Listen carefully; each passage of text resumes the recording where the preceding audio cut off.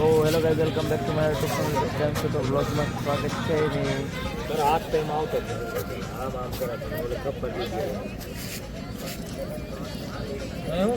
રાતે તો આપણે દ્વારિકા જતા, બેટ દ્વારિકા. પછી સાંજે કેટલા 8 વાગે ને 9 વાગે બસમાં બેઠા અને અત્યારે વહેલા 3 વાગે 3:30 પૂજ્યા સોમનાથ. બરો ને એ જે મંદિર બની છે 6 વાગે મંદિર ખુલશે. એ અડધી કલાકની વાર છે મંદિર ખુલવાની. તો આ બધા ટેન્ટ નખાણેલા છે. નરેન્દ્ર મોદી આવ્યો હતો ને તેના દિવસે. બ્લોગમાં કન્ટિન્યુ બનાવી છે. ચલો કન્ટિન્યુ. કામે ચલો છો, નીકળો.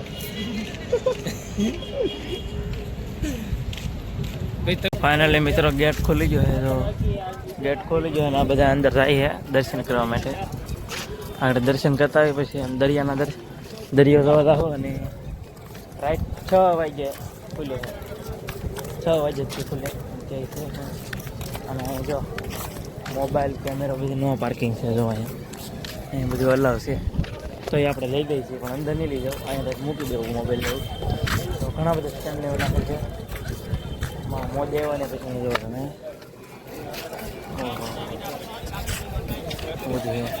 તો મિત્રો સરસ મજાના આપણે મહાદેવના દર્શન કરી આવીએ છીએ અંદર.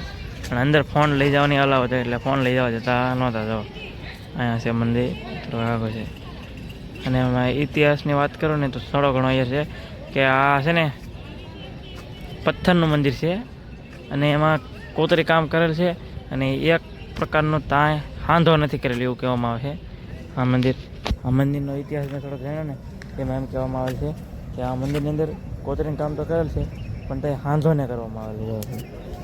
હવે આ મંદિરની વાત આવી મેં સાંભળી છે, જો કે હાસી જ હોય આવું છે. જો મંદિર એ બાજુમાં બધો દરિયો છે.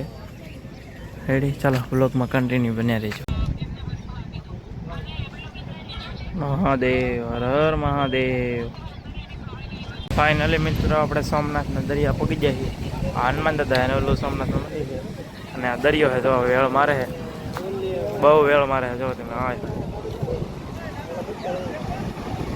અહીંયા પાણાનું કામ હાલે.